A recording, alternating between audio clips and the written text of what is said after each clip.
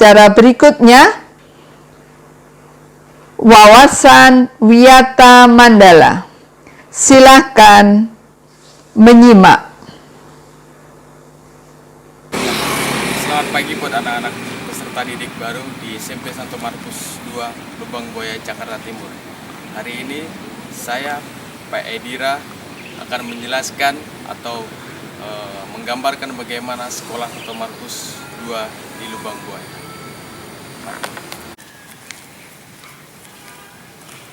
Nah, untuk lingkungannya, sekolah Santo Markus memberikan tempat parkir untuk orang tua murid di samping gereja Kalvari.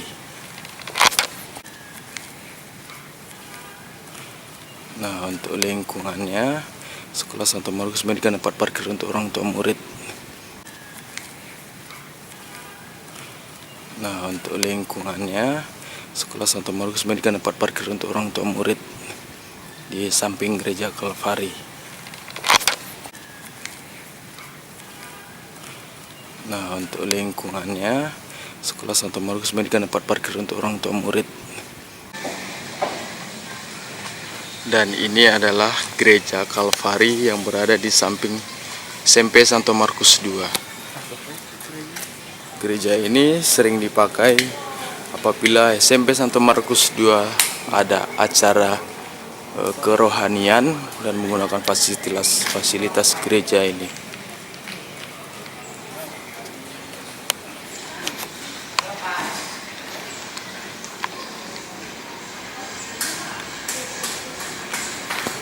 Untuk saat ini gereja belum dibuka karena masih pandemi, dan kemungkinan pada 1 Juli akan dibuka kembali seperti semula.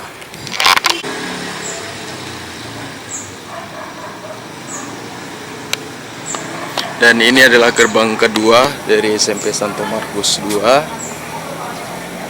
Ya, inilah penampakan SMP Santo Markus 2 dari gerbang kedua.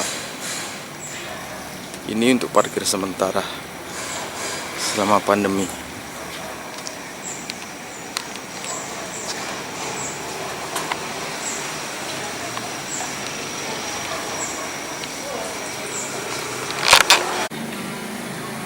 Ya,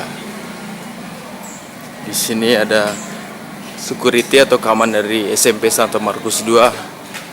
Perkenalkan diri. Selamat pagi.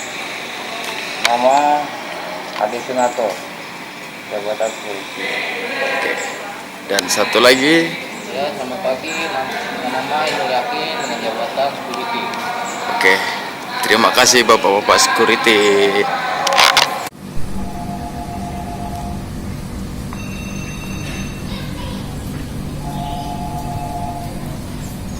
Ya, ini jadi security sekolah. Kenalin diri, Pak. Nama saya Randy. Tugas saya security di Yayasan Santo Markus. Nama saya Pius Choer, security Santo Markus 2. Oke, terima kasih Bapak security.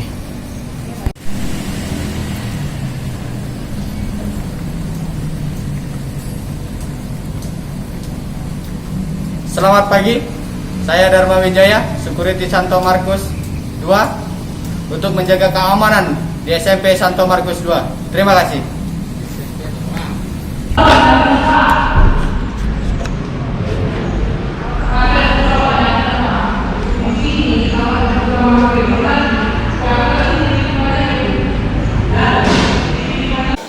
Halo, selamat datang di area SMP Santo Markus 2. Selamat datang peserta didik calon kelas 7 SMP Santo Markus 2. Mari, sekarang Ibu akan memperkenalkan ruangan-ruangan yang ada di area SMP Santo Markus 2. Mari. Ini adalah ruang piket, di mana nanti Bapak Ibu guru ada yang bertugas piket menyambut tamu yang akan datang.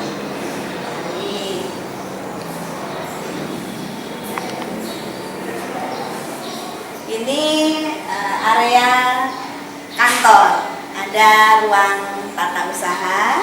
Ini ruang tata usaha. untuk menyerahkan atau mengurus administrasi. Lalu ini ada ruang kepala sekolah. Ruang kepala sekolah, lalu ada ruang tamu. Kan? Nah, ini dia. Ini ruang guru, masih dalam proses renovasi. Ya. Baru diperbaiki. Nanti kalau sudah jadi, lihat ayo. Nah, ini ruangan, ini ruang ATK dan sebagainya. Baru diperbaiki. Nah, itu ada Pak yang bertugas. Oke, kita lanjut ya ke ruangan sebelah. Nah, yuk kita lanjut yuk. Ruang sini ya. Ini ruang serbaguna untuk aktivitas baik kegiatan ekskul ataupun ada pertemuan-pertemuan di ruangan ini. Kita lihat yuk. Di dalam ada apa? Nah, ini ruang serbaguna. Ruangan ini sementara untuk kerja Bapak Ibu guru yang piket. Ini ruangannya, karena ruang guru masih diperbaiki, maka kami berkumpul di ruangan ini. Ruang serbaguna, ini ada Bapak Ibu yang bekerja hari ini. Lanjut yuk kita. Ini lab komputer. Ini untuk kegiatan pelajaran komputer. Baik, setelah dari lab komputer, kita mau menuju ke area cuci tangan. Ini area cuci tangan. Kita biasakan untuk sering cuci tangan dengan air yang mengalir. Nah, ini sabunnya, kita cuci tangan. Ini area untuk cuci tangan, berjarak ya. Untuk menjaga kebersihan kita perlu sering cuci tangan. Lanjut, ya kita ke ruang kelas ya. Ini ruang kelas, salah satu contoh ruang kelas. Ini ruangannya. Ayo. Ini ruang kelas memang belum disusun. Nanti kalau sudah mulai mendekati pembelajaran tatap muka, kami akan susun sesuai dengan protokol kesehatan dari pemerintah. Nah, sementara kami susun seperti ini. Ini ruangan ada AC, biar kita tidak panas ya. Nah, AC, papan tulis. Ini rencananya juga mau diganti. Kita akan menggunakan papan tulis yang baru. Lalu kalau menggunakan proyektor, kita memiliki layar dan ada proyektor nanti saat pembelajaran itu menggunakan teknologi yang ada. Ini ruangannya ada papan tulis, ada AC, ada kipas angin. Kalau misal AC pas kurang ini kita menggunakan. Yuk lanjut ya. Yuk.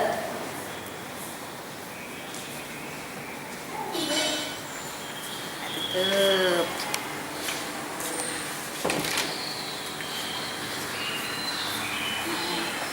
Ini UKS. UKS ini apabila ada yang merasa kurang enak badan, maka akan menghubungi guru piket. Kalau guru piket sudah dihubungi, maka akan disalurkan kepada guru yang bertugas dalam UKS. Apabila memerlukan istirahat, ada tempat tidurnya. Oke, ya, lanjut. Nah, ini toilet. Toilet untuk wanita. Toilet wanita. Lalu ini ada toilet guru. Nah, berdekatan dengan toilet cowok. Lanjut. Ini ada tangga teman-teman. Ada tangga naik ke lantai 3. Nanti akan diperkenalkan juga lantai 3 terdiri atas beberapa ruangan. Ruang kelas yang ada di lantai 2 ini adalah ruang kelas 9. Ada tadi yang kita masuk 9A, ini 9B. Lalu yang ujung, ada ujung teman-teman. Yang ujung itu 9C. Lalu kita belok ya, ayo. Ini ruang kelas satu lagi. Lanjut, kita menuju ke perpustakaan.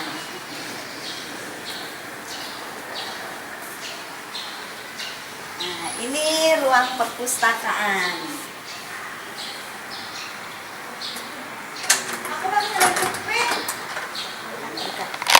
Ini ruang perpustakaan SMP. Kita masuk ya.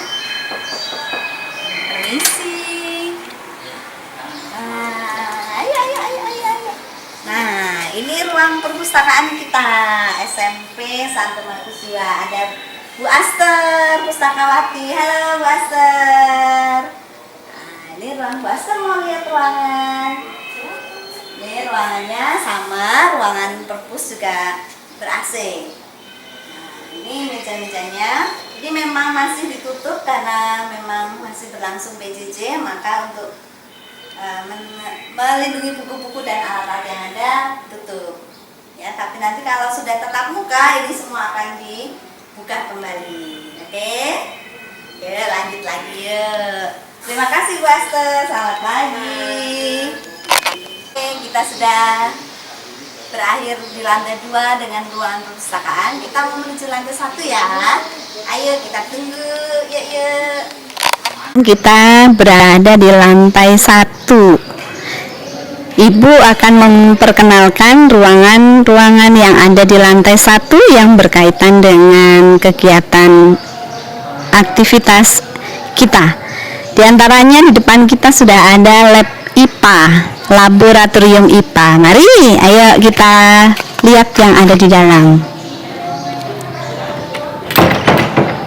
Nah, ini adalah lab IPA. Mari kita lihat ke dalam. Ini ruangan untuk praktikum. Ada meja, belum ada bangkunya, teman-teman. Anak-anak semua, di depan tersedia bangku. Saat masuk, kita akan mengambil bangku yang ada. Lalu kita mengambil posisi duduk. Lalu di sebelah kanan ada wastafel, itu untuk mencuci alat-alat yang sudah kita gunakan setelah praktikum. Lalu ruangan ini dilengkapi dengan AC serta kipas angin, dan ada juga untuk proyektor. Proyektor ada di dekat papan tulis. Nah, itu digunakan untuk pembelajaran menggunakan media komputer. Lalu ada gambar-gambar yang tersaji, itu sehubungan dengan pelajaran IPA, terutama untuk biologi, dan juga ada untuk fisika tentang atom.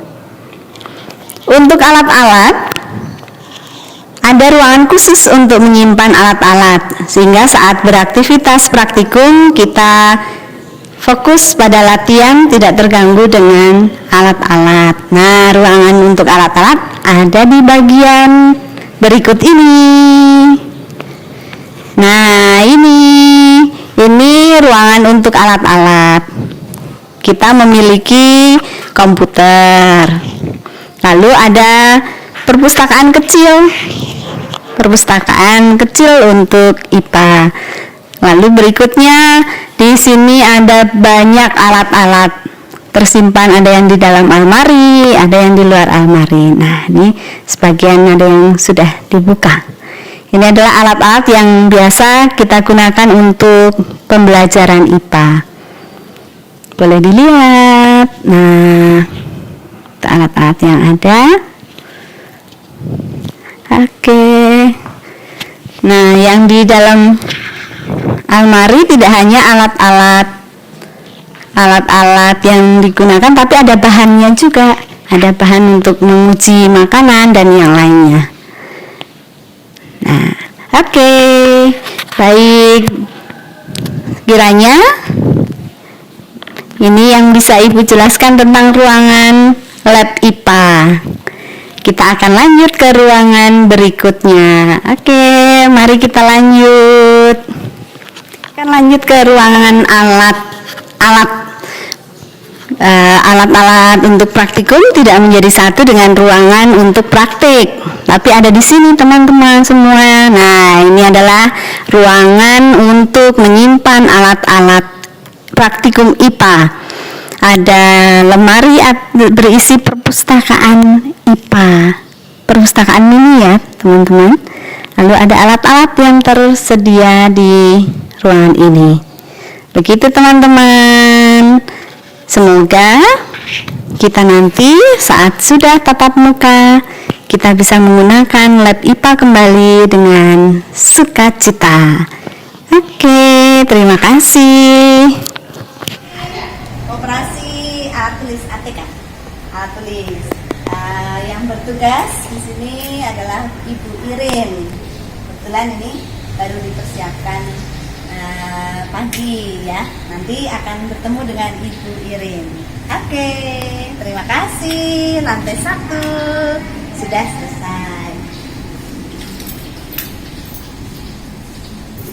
Setelah dari koperasi seragam, kita menuju ke sebelahnya. Ini adalah koperasi alat tulis.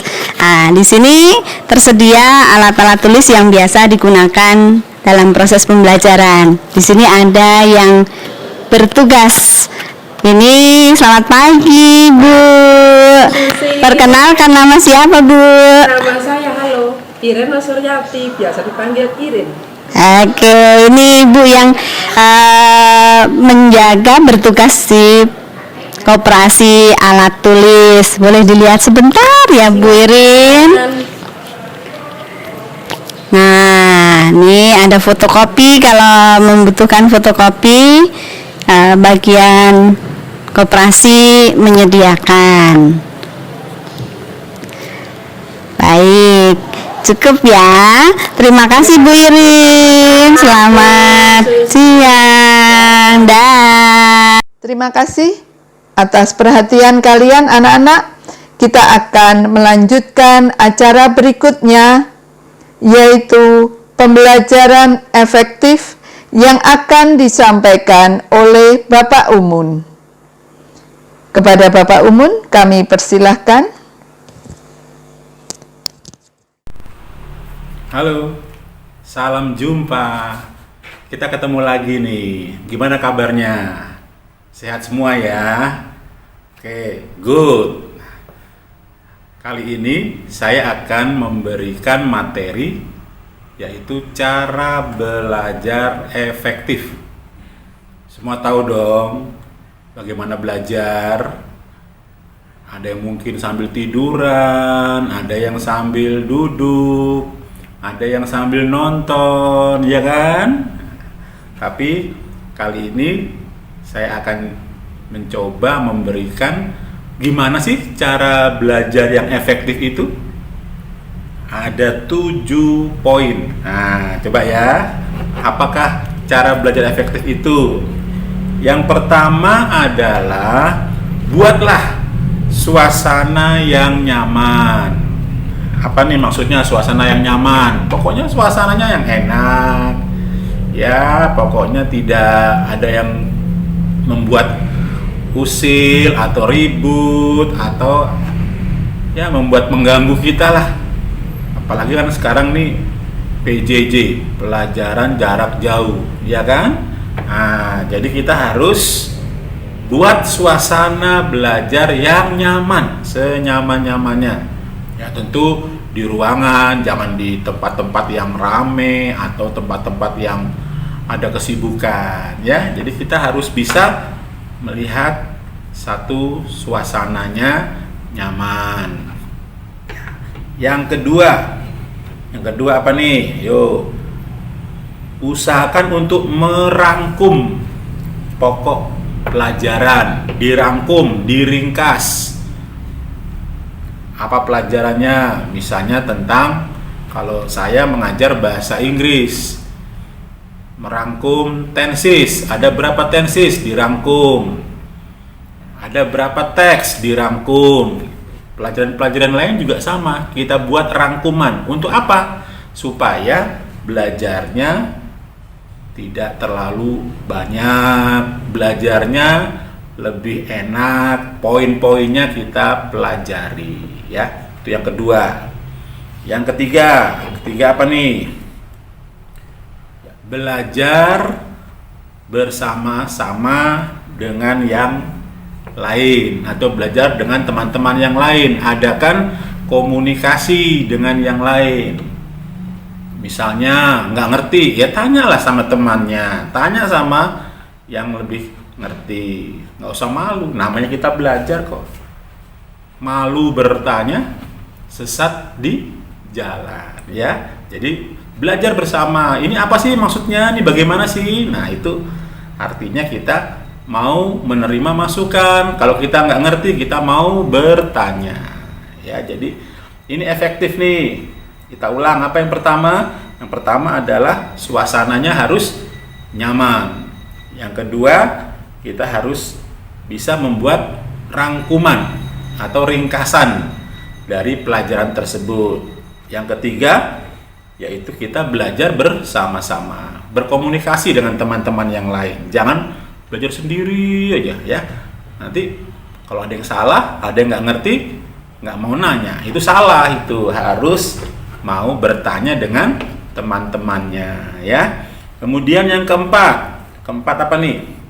Kita buat singkatan, dibuat singkatan atau memodifikasi. Misalnya kita buat singkatan apa ya dalam pelajaran seni musik. Seni musik kan ada tuh, ada kunci, 1 kres, 2 kres, 3 kres, ya kan? Nah, 1 kres itu apa? 2 kres itu apa? Nah, kita buat singkatan. Kalau 1 kres itu G, 2 kres itu D. Kita buat G-nya jadi apa ya? Oh, misalnya G-nya gado-gado. Yang 2 kresnya D, berarti kita buat Jakarta. Nah, jadi kita singkat, 1 kres gado-gado, 2 kres Jakarta, dan seterusnya. Buat singkatan, ya, buat singkatan. Kalau dalam bahasa Inggris, anak-anak udah tahu lah teksnya. Misalnya membuat teks prosedur, ya, prosedur. Dibuat nanti singkatannya apa? Ada G, goal, ada S, step, ada M, materials, GSM. Nah, begitu contohnya. Kita buat singkatan-singkatan. Untuk apa? Supaya kita ingat bagaimana kita bisa menjawab nanti kalau ada soal yang kira-kira menyentuh hal tersebut. Ya, itu yang keempat. Yang kelima adalah belajar dengan praktek. Jadi apa yang sudah dipelajari itu dipraktekkan. Ini mungkin agak sulit nih ya. Belajar dengan praktek itu misalnya kalau seni musik kita main pianika, di rumah kita praktekkan atau dibawa ke sekolah pianikanya do re mi fa sol. Kalau bahasa Inggris kita praktekkan pengucapannya, penulisannya, ditulis. Jangan cuma asal lihat saja. Kalau cuma lihat saja ya nanti nggak kerekam. Lihat, tulis, baca, keluarkan suara. Nah, ini namanya praktek. Sehingga kita bisa mengerti apa yang menjadi materi pelajaran tersebut. Oke? Kemudian yang keenam. Apa nih keenam nih? Belajar rutin. Rutin itu artinya continue, terus menerus. Nggak usah lama-lama. Berapa lama sih kalau kita belajar? Ya, paling lama 2 jam. 2 jam juga sudah jenuh, bosen, ya kan? Ya minimal 1 jam lah kita belajar. Nggak usah lama-lama, 1 jam itu baca, menulis. Kalau ada PR ya dikerjakan, ya.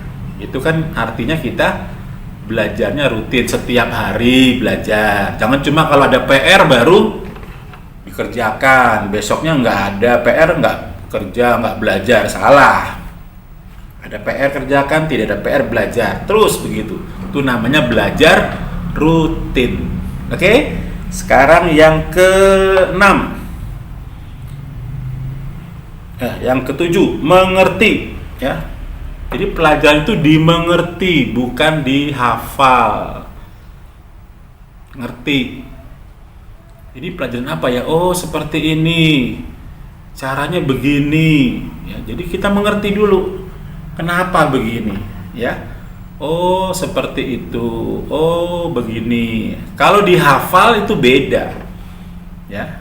Dihafal itu kita mengandalkan hafalan di otak. Tapi kalau mengerti, seperti apapun soal yang akan nanti diberikan oleh guru penguji, pasti kita akan bisa. Ya, beda dengan dihafal.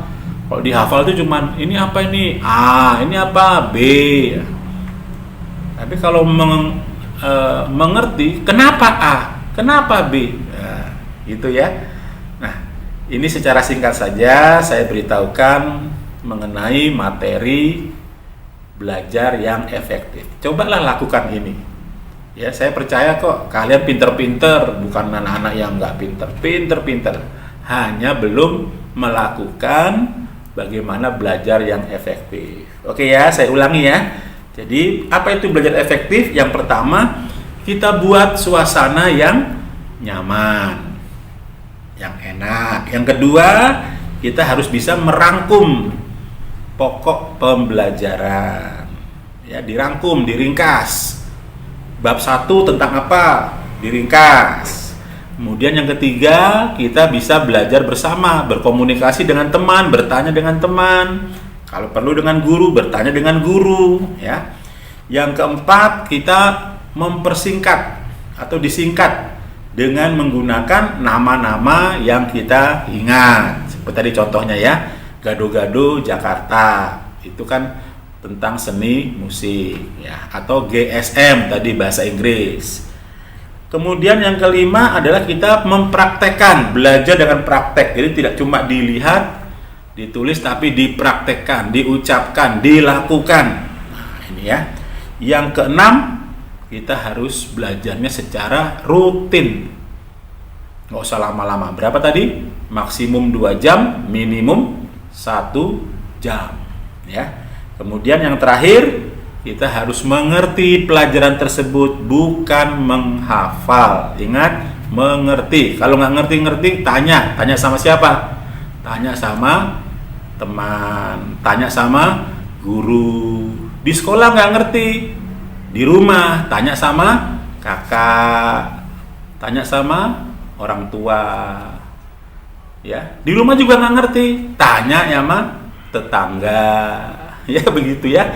Jadi pokoknya kita ada keinginan untuk bertanya sehingga kita mengerti pelajaran tersebut. Oke, begitu ya. Itu adalah cara belajar yang efektif. Nanti kita coba.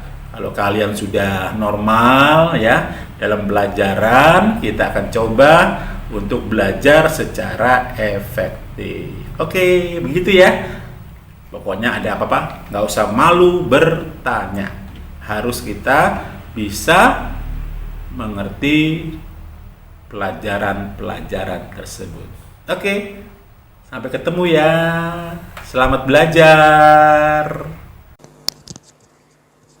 Terima kasih Bapak Umun sudah menyampaikan materi tentang belajar efektif.